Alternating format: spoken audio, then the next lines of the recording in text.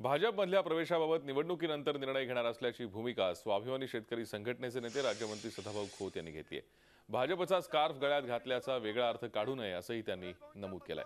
कोल्हापुरात मुख्यमंत्र्यांची प्रचार सभा असल्यामुळे मित्रपक्षाच्या सभेत जाणं क्रमप्राप्त असल्याची सारवासारव त्यांनी केली आहे। तर भाजप प्रदेशाध्यक्ष रावसाहेब दानवेंनीही खोत यांच्या भाजप प्रवेशाची चर्चा नसल्याचं म्हटलंय। राजू शेट्टी यांनी खोतांच्या मुलाच्या उमेदवारीला विरोध केल्यामुळे स्वाभिमानी शेतकरी संघटना फुटीच्या उंबरठ्यावर असल्याची चर्चा आहे। तर दुसरीकडे मुख्यमंत्र्यांच्या प्रचार सभेत सदाभाऊंनी भाजपचा स्कार्फ घातल्यामुळे या चर्चेला आणखीनच धार आली आहे। दरम्यान या प्रकरणावर प्रथमच भाष्य करताना स्वाभिमानीचे अध्यक्ष राजू शेट्टी यांनी सदाभाऊंच्या छातीवर पक्षाचा बॅच आहे, तोपर्यंत घाबरण्याचं कारण नाही असं म्हटलंय।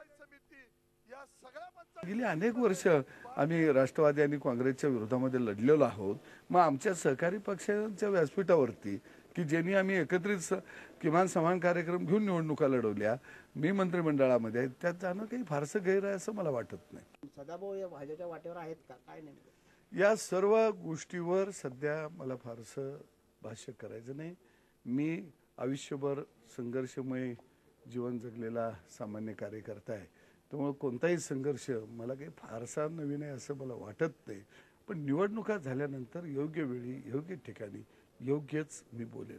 याही निवडणुकीमध्ये आमची युती आहे, शेतकरी संघटना आमच्या सोबत नाही आहे, परंतु शेतकरी संघटनेमध्ये काही ठिकाणी त्यांनी उमेदवार उभे केले, काही ठिकाणी नाही केले। परंतु राजू शेट्टी आणि सदाभाऊ खोत, राजू शेट्टीनं वेगळी भूमिका घेतली आणि सदाभाऊ भारतीय जनता पार्टीचा प्रचार करतात।